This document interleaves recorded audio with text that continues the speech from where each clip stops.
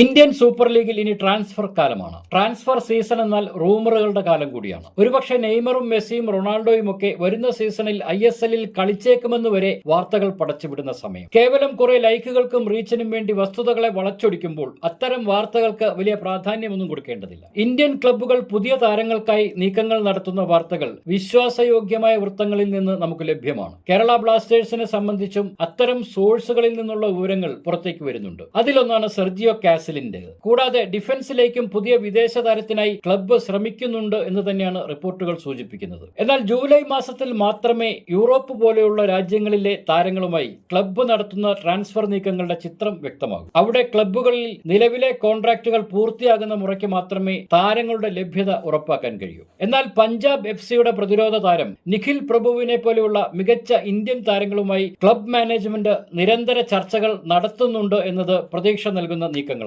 കരുത്തുറ്റ ഇന്ത്യൻ നിരയെ ടീമിലെത്തിക്കാൻ ഇപ്പോഴും ക്ലബ്ബ് ശ്രമം തുടരുന്നുണ്ട് എന്ന് തന്നെ വേണം കരുതാൻ. നിഖിൽ പ്രഭു ആകട്ടെ ബ്ലാസ്റ്റേഴ്സ് മുന്നോട്ട് വെച്ച ഓഫർ ഈ നിമിഷം വരെ നിരസിച്ചിട്ടില്ലെന്നും അദ്ദേഹം ക്ലബ്ബുമായി ഇപ്പോഴും ട്രാൻസ്ഫർ സംബന്ധമായ ചർച്ചകളിൽ സജീവമാണെന്നും ആശിഷ് നെഗിയെ പോലെയുള്ള മാധ്യമ പ്രവർത്തകർ ഉറപ്പിച്ചു പറയുന്നുണ്ട്. നിലവിൽ ഏറെ ദുർബലമായ കൊമ്പന്മാരുടെ പ്രതിരോധ നിരയിലെ വിള്ളലുകൾ നികത്താൻ നിഖിലിനെ പോലെയുള്ള താരങ്ങളെ ടീമിലെത്തിക്കേണ്ടതുണ്ട്. മധ്യ പ്രതിരോധ നിരകളിൽ 2-3 മികച്ച താരങ്ങളെ കൂടി എത്തിക്കാൻ കഴിഞ്ഞാൽ തന്നെ വരും സീസണിൽ കേരള ബ്ലാസ്റ്റേഴ്സിന് മാന്യമായ നിലയിൽ പൊരുതിക്കളിക്കാനുള്ള സാഹചര്യം ലഭിക്കും. തന്റെ കൂടി നിലനിൽപ്പിന്റെ ആവശ്യകത മനസ്സിലാക്കി ആ നിലയിലേക്ക് കാര്യങ്ങൾ എത്തിക്കാൻ ഡേവിഡ് കറ്റാല തന്റെ സകല കഴിവുകളും ഉപയോഗിച്ച് ക്ലബ് മാനേജ്മെന്റിന് മേൽ സമ്മർദ്ദം ചെലുത്തിയേക്കാം.